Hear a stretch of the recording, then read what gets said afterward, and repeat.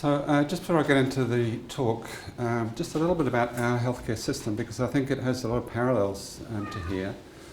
New Zealand's about the same land area as the United Kingdom, but we have a population of only 4.5 million, which I understand is about the same as British Columbia. We have a national health service. This is coordinated through 21 district health boards, and they're shown on the slide. Primary health care is provided through what we call primary health organisations, and these are just collections of general practices, family physician groups. They're led by general practitioners, but they have a whole range of other health professionals within the PHOs. And they will vary from 10 or 20 practices up to several hundred practices, depending on the location. In New Zealand, we've got about 900 community pharmacies, obviously throughout the whole country. One of the features of our community pharmacy is that most of them are independently operated and owned, but they belong to buying groups, such as Unicam. And I'll get into this a little bit later because it has significance when we talk about the new anticoagulants. Our medicines are subsidised, and the government agency that determines the subsidy is Pharmac, the Pharmaceutical Management Agency. You may have heard of it because it's quite aggressive. It operates under a capped budget, and it is really quite aggressive in its dealings with the pharmaceutical industry. In fact, Pharmac is not particularly well liked by the industry.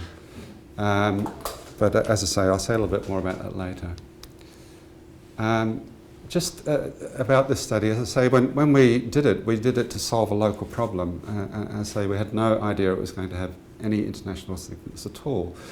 But although the study's based in community pharmacy, and that's obviously my interest, I think that the real story is about what Murray has been talking about, point of care testing and the use of decision support software to achieve the sorts of TTRs that will guarantee good outcomes for patients. And just listening to the conversation, I'm not an advocate that it all has to be through community pharmacy. That's not what it's all about. It's just another alternative. And as Murray, I think, has eloquently described, these services can be provided by a number of health professionals and in terms of patient self-management as well. I'm going to go through the next few slides quite quickly because Murray's really covered it. The key issue is the time in the therapeutic range, and I think Murray has explained that eloquently, and I think it's well shown on that particular slide. If you can hold it within that range, the potential for a hemorrhage or stroke is much reduced. As here in Canada, as Murray has explained, the standard warfarin management has been very much based around the family physician. The venous blood sample is taken generally at a lab collection centre, so there's a cost for the patient, inconvenience. It's a venipuncture, sent to a central laboratory for the INR test. The results are conveyed back to the general practice, and it's usually the practice nurse that telephones the patient and says this is the continuation dose and the time of the next test. And as Murray explained, according to international guidelines, 60% or perhaps even 65% should be the proportion of time that we would want to be aiming for. And standard care in a number of publications results in TTRs significantly less than that. These are the sort of modelling costs that we've done in New Zealand in terms of the cost outcomes for these events. I'm not sure of the comparable costs. I think it's about 80 cents to the New Zealand dollar, so it's probably a little bit less here, but the point is it's very expensive apart from the morbidity. So what about pharmacist involvement? Well, traditionally pharmacists have been involved, and we've heard about Jeff Nagy, for example, in specialist anticoagulation services. So these are usually hospital-based or based in clinics. And certainly the evidence is that the TTRs obtained there are significantly greater than standard care. There are some community pharmacists around the world that do provide these services. I was just recently in the United Kingdom and discovered that there is a similar thing to INR Online. This is called INR Star, which provides decision support. And some community pharmacists in the United Kingdom are providing these services. Around 2008, probably spurred by government initiatives, I think like most countries, community pharmacy is regarded as an underutilised resource in many respects. And the New Zealand government wanted to look at more services being provided through community pharmacy. So some community pharmacists began to look at the concept of providing anticoagulation management services. And a single pharmacist in Hamilton in the North Island of New Zealand conducted a pilot study using the CoaguCheck XS Plus device, that's the more expensive device, and the INR Online program, which had only recently been developed by Dr. Paul Harper. He was the person that you heard on Murray's slide. It was a very simple study. He recruited 24 patients over a 6-month period and compared the results, a sort of before and after study, to standard care. And just show a few of his results. So you'll note that usual care 24 patients and the pharmacy care 30 patients, because 6 patients were actually started on warfarin during this study. And when he compared the before and after TTRs, he got 76% as opposed to 55% for the normal care, and a corresponding drop in the above and belows.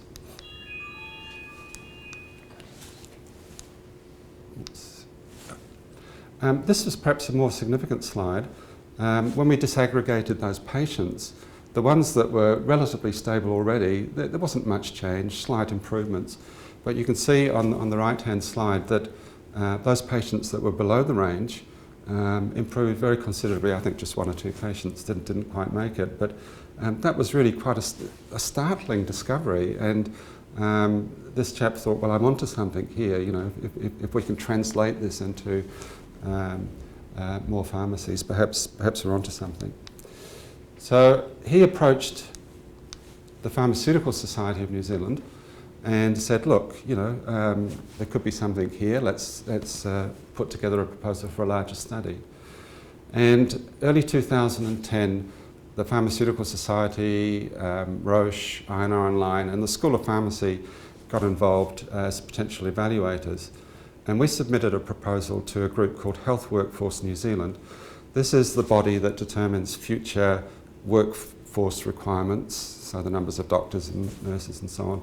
And it also sponsors what it calls innovation or demonstration projects. So if you come to them and say, look, you know, we've got a good idea, you might be lucky and get some money. So we put in a proposal, and that was approved at the end of 2010. A really key feature of the project was its collaborative nature. You don't have to worry about the individuals, but the steering group consisted of all those people I mentioned before, but also we brought in general practice, and we brought in representation from the medical laboratories, because all of these people have to be involved in the loop, otherwise you're never going to get change. And there was tremendous goodwill from all of these parties to make this happen. In brief, the aim of our study was to see if community pharmacists could provide point-of-care INR testing and warfarin management. Could they do it effectively? Could they do it safely? Was it cost-effective? And was it acceptable to both patients and other health professionals? The project structure was very simple. We only had enough money to recruit 15 pharmacies. Each was required to bring on board 50 patients and provide warfarin management for 6 months. When we put out an advertisement for pharmacies to participate, we had well over 100 responses nationwide, which just showed the sort of potential interest from getting involved in these types of studies. And we tried to select 15 of those that would give us a good geographical distribution, ethnic distribution, socio-demographic, etc. There were very clear inclusion and exclusion criteria, and the point of care testing was using the CoaguCheck Plus. Patients were referred to the pharmacist by their general practitioner. This was a really important part of the study. So there was a concern initially that, patients were being taken away, there would be fragmentation of care, but both the GP and the patient had to give informed consent before they were referred to the pharmacist. And the management was provided under what we call a standing order. I presume you have something similar here. It's a delegated authority to issue a prescription medicine. The decision support software, as Murray has described, was INR Online, and I think an important point is that the recommendations can be overridden by the pharmacist, and there are a number of questions that have to be asked. There's quite a lot of sort of safety issues that are addressed. Very strict criteria on communication with the general practitioner. So if the INR was above 4, certain things had to happen. If it was above 5, certain other things had to happen, and so on. And all the results were transferred electronically into the GP's patient management system. So every single result recorded in all these pharmacies was immediately available for the general practitioner to view.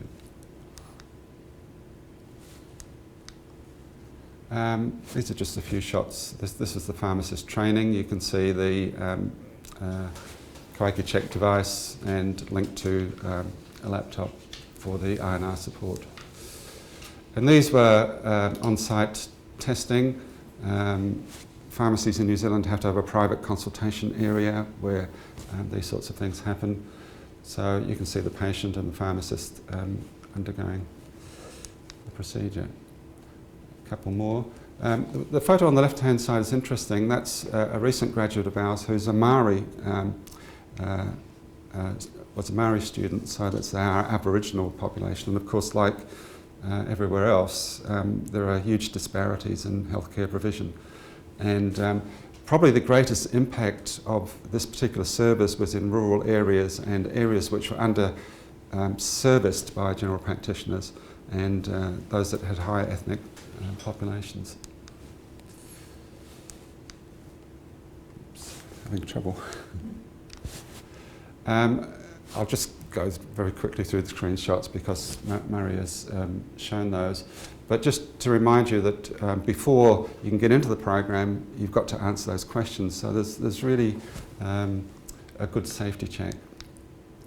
And those are the sorts of screenshots that you would get. What was really interesting, and I sat in on a few of the consultations, the patients absolutely loved seeing this come up on the screen.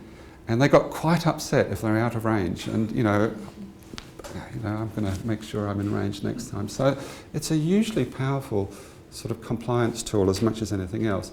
The other thing that was happening, which we haven't really reported on, but that sort of 5 or 10 minutes spent with a pharmacist was an opportunity for that patient to discuss not just warfarin but any other medications they were on. And the numbers of issues that emerged sort of coincidentally were tremendous. Just going through the same sorts of screenshots. That's the printed calendar that would be given to the patient to take away. And those are the reports, so you could look at all of your patients and find the proportion within range and so on, and compliance. So those were the locations of our pharmacy sites. We recruited 671 patients through those 15 pharmacies and provided the service for 6 months. Most of them were in the North Island because we're based in Auckland, up there, but we did have a couple in the South Island. Interestingly, the Christchurch site, you might note the date, the study occurred between January and July 2011. The Christchurch earthquake occurred on the 21st of February 2011. And that was a tremendous opportunity in a strange way for that particular site because lots of patients from all over Christchurch, not just in that particular location, were referred immediately. And they almost became overwhelmed with the number of patients that they were dealing with. This is probably the most significant slide, I think, really, of my talk. So these were the mean TTRs obtained in each of the 15 sites. You'll note that the lowest was 71.4%, and there were 6 or 7 which were up over 80%. And when that was averaged out, we were looking at close to 80% TTRs. And this was incredibly gratifying, and it was a great endorsement, I think, of the approach that we'd taken. And that's just another way of presenting that. So for all of the patients, the average TTR was 78.6%, significantly greater than the 60% minimum that you're aiming for. And the patients that stayed in the study for the whole 6 months, that got up to over 80%. One of the weaknesses of our study, because we did it in a big hurry, was we were required to get the 3 months previous data, or the 3 previous tests rather, that the patient had undergone. And we tried to collect data for the previous 6 months, and that was very, very difficult to find, very difficult to track down. But eventually we managed to get data on 221 patients, which isn't a huge number, but you can see that the difference between, I call it GP-led care, which is probably a little bit unfair, but the standard care compared to the pharmacist-led care was quite remarkable. Interestingly, the mean interval between tests was not that different in terms of the standard care and the CPAMs.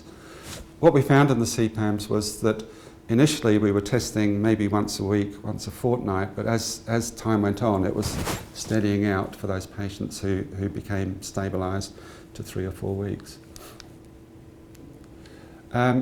Again, this isn't strong data. We only had 671 patients. We looked at literature data for incidence of what we might call adverse events, and we compared it to the record that we achieved in the study. Now, this is all self-reported, so we haven't really validated this information, but if you accept that there's an improvement in TTR, you would expect to see a reduction in sort of adverse outcomes, and probably more work needs to be done on this. Another sort of measure was compliance with appointments. What we found was it was extremely good, because for patients this was, one of the advantages was pharmacies are accessible. You can go in any time of the day, pop in at lunchtime, pop in on your way to work, etc. So compliance with appointments was very good. And if we look at maybe 1 to 3 days overdue and include those, 94% of patients were pretty compliant with their appointments. We did a qualitative study where we did questionnaires with patients, GPs and pharmacists, and I've summarised that. I haven't really got time to go into all the detail, but the main points that came across from patients: convenient and accessible. They much preferred it to the previous system. They hated venipunctures. Some patients, it was very difficult to take venous blood. Confidence in the pharmacist. They almost said, well, why are you asking us that question? Because the pharmacists seem to know what they're doing. One comment that came back from many patients was that they felt that this process had increased their involvement with treatment. They felt that they were being taken seriously, that they could see the results immediately. They wanted the service to continue, but they didn't want to pay for it, of course. And a small proportion expressed a preference for GP care, the standard care, and that's absolutely fine. We have no problem with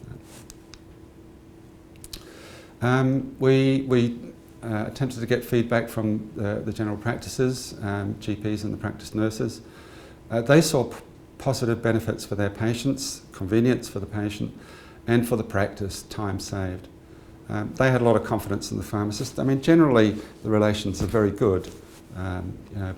Between those colleagues. They wanted the service to continue and be more widely available. And there were some concerns expressed initially, at least, about communication of results. We don't know what was going on, which wasn't true because all the results actually came directly into their system. But possible fragmentation of services. If you're getting this advice from the pharmacist, is it going to be interfering with the advice that we're giving you, and so on. As the study went on, those concerns got less and less as they became more confident. And in terms of pharmacists, they just loved it. They really were so pleased to have a much more patient-focused role rather than just dispensing tablets. Relationships with patients and other health professionals improved. They were confident in their ability and they wanted it to continue. We did a cost analysis, and of course our figures weren't accepted by the funders. Particularly they didn't like the pharmacist fee of $150 an hour. They thought that was trying to rort the system. And you can dispute whether those figures are accurate or not. I mean, we weren't really interested in trying to say that there was a saving. All we wanted to show was that it was at least cost neutral, that there was no sort of additional cost to the funder. Our final report was submitted to Health Workforce New Zealand in September 2011, and you can look at that up online if you want to. And the reason that the study was so rushed was we had a general election in November 2011, and the Minister of Health wanted to go to the electorate and say, look, we're extending services for patients, etc. Well, we were very happy to provide the ammunition for that. So, just in conclusion, the TTRs achieved in this study are consistently higher than standard care and well above the guidelines. We wouldn't claim they're better than anticoagulation clinics and the like, and we wouldn't claim that they're better than general practices providing a similar service. But what we wanted to show was that pharmacists could do this if they were called upon to do so. It's at least cost neutral in direct costs, and as Murray has explained, if you can improve those TTRs, the potential savings long term are really quite phenomenal. Governments aren't particularly interested in all of that, of course. They just want to know how much it's going to cost them. But there are some real savings there. Patients highly valued the services, pharmacists enjoyed it, and once it was set up, the local GPs and practice nurses were also very supportive. Our report recommended a national rollout of this service so that it would be available to all New Zealand patients. We also noted that not all pharmacists or pharmacies would be appropriate to provide it, and that there are some located in the city centre that are not particularly interested in those sorts of things. So we needed a clear selection process and training and so on. And the emphasis we felt should be placed on areas underserviced by general practitioners, or where the demand was very high, or whether there were ethnic considerations, etc. So the report was enthusiastically endorsed, and the Minister, bless his cotton socks, announced a national rollout in November 2011, 3 or 4 days before the general election, which was quite nice. There was, however, some pushback. The New Zealand Medical Association said, no, we don't want pharmacists doing this stuff. Pharmacists are there to dish out the tablets, and you're just going to have fragmentation of care, etc.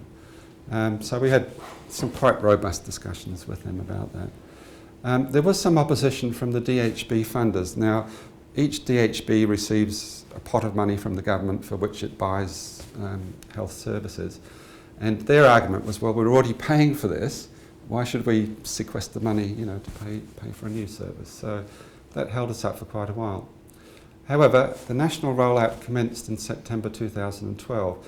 The idea is to bring on 60 pharmacies each year for the next 4 or 5 years. So there are currently about 80 pharmacies involved, and I just communicated with New Zealand recently, and approximately 2,000 patients, so it's taking a while to build up, and the average TTR across those 2,000 patients is holding at 74%, which is pretty good. We've submitted a couple of papers. I'm hoping they'll be published soon. And INR Online now is being trialled in Canada and Australia. I just have a note about Dabigatran. I don't want to get involved in the arguments, but I just relate our experience. Now, this was really, really interesting because Pharmac, as I say, our subsidisation agency, is almost, risk averse. They don't want new drugs. They certainly don't want expensive new drugs. But in March 2011, suddenly out of the blue, Pharmac announced that dabigatran was going to be subsidised. It was not only going to be subsidised, but it was going to go straight to general practitioners. Now, it's never happened in New Zealand before. Any new entities always go through specialists, and if it works well, it filters down to general practice. So, don't know what happened, but I imagine there was a very good deal which happened. And of course, you know, there was a huge amount of interest initially, and everybody was going to be switched to dabigatran, and a high level of uptake. In fact, a number of patients, about 40 patients in our study, were pulled out of the study and put on dabigatran, which was a little bit unfortunate for us. However, within a few weeks, literally a few weeks, there were, I can't remember exactly how many, 20 or more bleeding episodes and a number of deaths, especially in older and renally impaired patients. One of the consequences of going straight to GPs, it's not a criticism of GPs, but they were prescribing outside the indication, which was for atrial fibrillation, of course. And so Pharmac and the Ministry of Health issued a number of cautions during 2012, which patients should be prescribed dabigatran and the need for renal monitoring and so on and so forth. Prescribing has levelled right off, and I think really partly as a consequence of that initial bad press. And there are, and this is anecdotal of course, but there are a number of GPs who simply won't prescribe this particular agent now. So this is my last slide, and I guess these are my take-home messages. Despite the introduction of the new oral anticoagulants and listening to your conversation, these drugs are going to make an impact undoubtedly, and they obviously have a place. There is still a place for warfarin, and I believe it's likely to grow over time, particularly in light of some of the evidence that's now emerging about its better management. Despite its known challenges, and we have to acknowledge those, warfarin is a very effective agent if good TTRs are achieved, and it's management that's the key. The use of point-of-care testing coupled with the decision support software we believe is the key to that TTR achievement. And we also believe that when you compare the costs of the newer agents to better use of warfarin, even taking into account the cost of testing and management, we believe it's still a pretty cost-effective option that should be considered. So thank you very much.